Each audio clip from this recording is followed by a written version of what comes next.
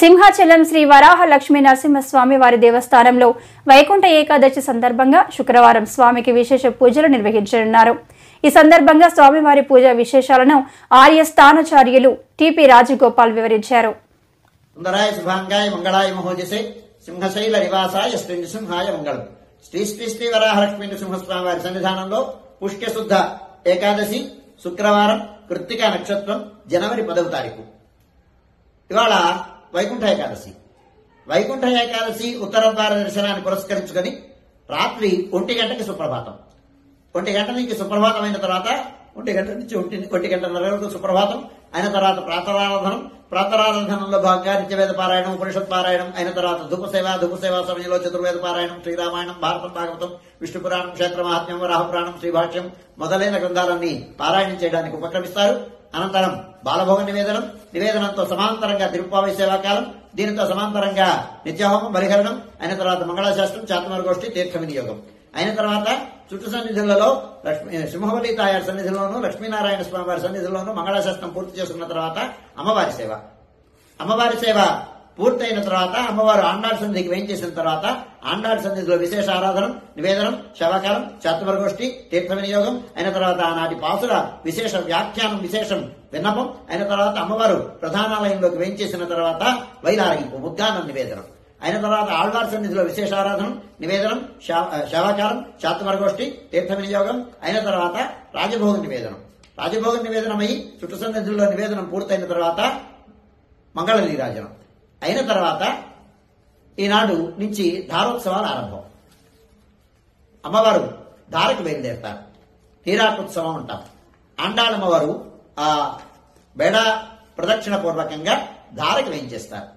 ధారకి అమ్మవారు వేయించేసిన తర్వాత లక్ష్మీనారాయణ స్వామి వారు వ్రతమండపానికి వేయించేసిన తర్వాత గోవిందరాజస్వామి వారు ఉభయ దేవేరులతో కూడి బంగారు తొడికినిపై అయ్యవారి సేవ బేడ తిరువిధి మహోత్సవం ఆరంభమవుతుంది.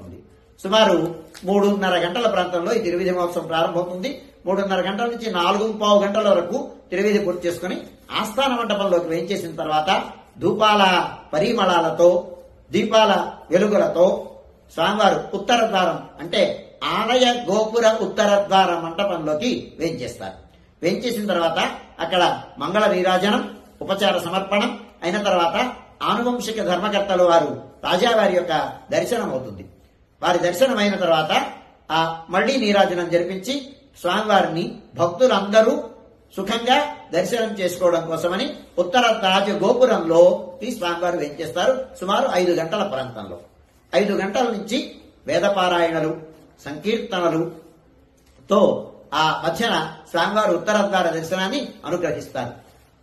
3 కోటి దేవతలు ఆ స్వర్గలోకంలో, వైకుంఠ లోకంలో స్వామివారిని ఉత్తరాభిముఖంగా సేవించినటువంటి ఆ సన్నివేశాన్ని ఒక్కసారి భావనం చేసి మీరందరూ కూడా ఉత్తర ద్వారంలో నుంచే ప్రవేశిస్తూ ఆనాడు దర్శనం చేసుకోవాలని భక్తులకు మనవి చేస్తున్నాను.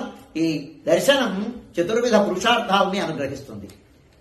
అంత్యకాలమందు ముక్తిని మనకి ఒసగుతుంది, పునర్జన్మ లేకుండా. అందుచేత దీనిని గమనించండి.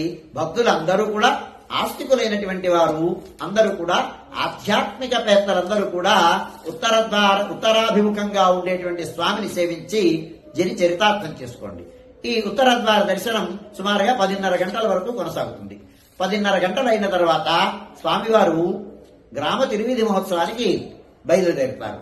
గ్రామ తిరువీధి మహోత్సవాన్ని కోలాటాలతో, భజన సంకీర్తనలతో, రకరకాలైనటువంటి వాద్య విశేషాలతో, నాదస్వర బృందాలతో తిరువీధి మహోత్సవం జరుగుతుంది.